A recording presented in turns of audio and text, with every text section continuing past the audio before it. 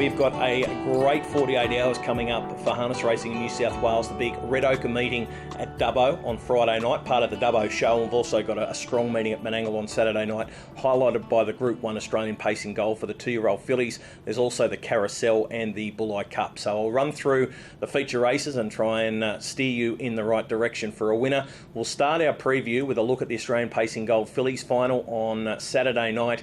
And this race, well, the barrier draw has actually helped all of the main chances. They've all drawn well, and it'll be interesting to see just whether High Rolling can hold off some of the speedsters that are going to be nailed to a back. Let's have a look at the two semi-finals performances. The first one was semi-final 1 last week, taken out by Spectacular. Now, Michael Stanley suggested that there would be improvement for this filly in her semi-final performance.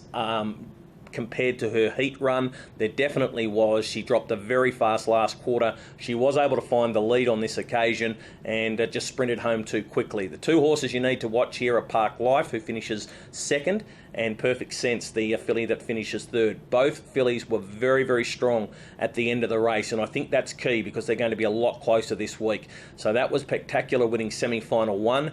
Semi-final 2 was taken out by High Rolling. Now, what you won't see in this trial is the fact that she does so much work in the early stages. She drew barrier 10, she went forward, she had to break 28 seconds to find the front. She's drawn so much better. Well, and just quickly back to this replay, she shows a lot of fight, grit, determination. She wants to win. She gets up off the canvas. She's all out on the line, but finds a way to win the race. Now, this week, totally different story because she's drawn so well. She's drawn barrier 3. She'll be on the speed straight away and won't have to do so much work in the early stages. Are there any challenges for the lead? Emma Stewart said that they're going to drive Perfect Sense more aggressively this week, but I still don't think she's going to have the speed to go with High Rolling in the early stages. What worries me with High Rolling is that one of these better fillies will be perched up on her back and be able to slingshot her in the finish. But in saying that, it's very hard to go around a filly who went so quickly last week. I'll go with number 3, High Rolling, to win the race. Hardest to beat number 1, Perfect Life. The Queenslander was very, very good last week. For third, I've thrown in number 2, Perfect Sense. I thought her run was good. Closing sectionals were very quick.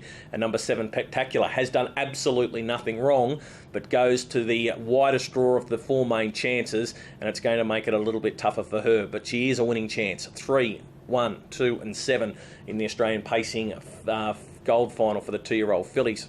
Let's have a look at the Carousel now. This is race number 7 on Saturday night, and this has drawn together a very strong field.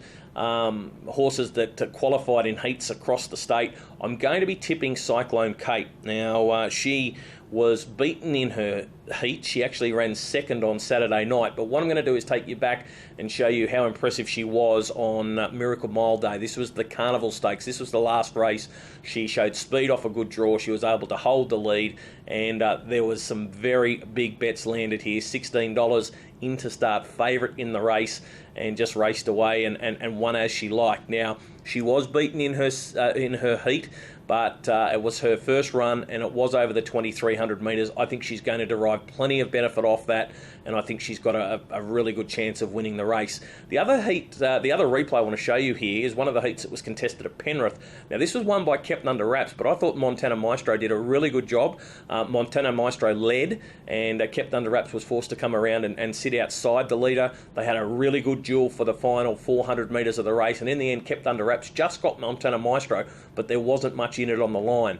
My tips for this one, I'm going to go with number 13, Cyclone Kate. She's got some class. Excuse her performance last week. She'll have needed that run. She'll be better for it, and I think she's the way to go. I think number 3, Montana Maestro, can run a really good race off the front row. Will work forward in the early stages. May end up behind the leader, but with that early speed that Montana Maestro does have, it's going to help Cyclone Kate get through off the back row. I think 11, Kept Under Wraps, probably pound for pound the second best horse in the race, but has got the awkward draw to overcome, is going to need a Luke McCarthy special. And number 7, a lot better, is definitely a horse that can figure in the finish. Super impressive. The Amanda Turnbull, Nathan Jack Jack have a big opinion of the horse. No surprise to see him in the finish on Saturday night. So the numbers there are 13, 3, 11 and 7. One of the other feature races on Saturday night is the Bulleye Cup. It's a Group 2 race. It's worth $50,000. And Frith, that champion mare, she's engaged again. Let's have a look at one of her recent performances. In fact, her last start, she was forced to run down Amaretto on this occasion, and she does go a career best mile rate of 150.1. She's in top form. She is having to race the boys this time. She is very dogged in this win. She just seems to be getting better and better with age, and it may have taken her a while to settle into the McCarthy stable, but she's really relishing it now and doing such a good job. So I think off the back of this performance, she's going to be very hard to beat on Saturday night. The other replay I'd like to show you is Blazin' and Cullen when he beat Bowtide. It was a bit of an upset, but he's drawn to get a really good run on a Saturday night, and if he can produce a finish like this, then all of a sudden he comes right into play. He's a horse that relishes the racing at Menangle, probably a little bit better over the 2,300 metres than the mile, in my opinion. But from the good draw, he's going to settle in front of a lot of the horses drawn wide on the track, and I think that's key to his chances. So Blazin' and Cullen off the back of this performance over Bowtide is definitely a chance in Saturday night's race. On top selection, I'll go with Frith. No confidence. She's going to get beaten in one of these free-for-all races, and recently she just turns up and she just keeps on winning. She's going to have to do it hard on Saturday night. I'll put her on top, no confidence. Hardest to beat number 12, Blazin' and Cullen, gets that perfect draw off the second row. She'll be able to push through on the back of Stunning Grin, who does have very good gate speed off the front row, so I wouldn't think Blazin' and Cullen would be too far away. Number 5, Tactate, big step up in class for him. He won the Sydney Cup last week at Bankstown, steps into the Group 2 for $50,000 this week. He's going to need to keep improving, but he looks to have room for improvement. He's a horse that's on the way up, and I've thrown number 1, Stunning Grin, in for 4th. Better Bet Black has drawn wide on the track. He'll be going forward at the start. Stunning Grin does have good speed as well, so it'll be interesting to see just how fast they go over that first 400 metres. 7, 12, 5 and 1 in the Bulleye Cup. And I did want to preview the race at Dubbo on Friday night. This is the Red Ochre Mares Classic. The club do a fantastic job of putting this race on each and every year for the lower class mares, the C2 to C5s. They run heats. They run a Group 3 $30,000 final, and this is an absolute cracker. Let's have a look at the performance of Bonaccord Gal in the heats. She does a good job. This mare, go back 6 months ago, we're talking about Ladyship Miles and whether she was going to battle Frith for being the dominant mare in New South Wales, and then she just lost all form. She could do some things wrong. I noticed that Brad Hewitt didn't go over to the heats, but will be driving in the final. Despite the wide draw, if she scores up, I think she can work forward and muscle her way to the front. This replay is quite strong. I think Timely Lock is another filly or another mare we should be watching. This performance in the heats was quite good. She had to make a long sustained run. Bruce Harpley has been looking for a horse as a travelling companion for Soki's Big Bullet, because Soki's Big Bullet, he's ready to go back to Menangle for MO races. He's looking for a horse to be on the float to make the trip worthwhile, and Timely Lock is the one that Bruce thinks will take that step. So he's hoping she'll measure up to Mares Metro grade. If she's going to do that, she's got to be competitive in a race like this. And this performance at Dubbo suggests that she's not too far off the mark. So selections in the Red Ochre Mares Classic this week, I'm going to go with Bonaccord Gal. I think she can muscle away, if she does everything right, muscle away to the front. And if she does that, she's going to be very hard to beat around the tighter Dubbo track.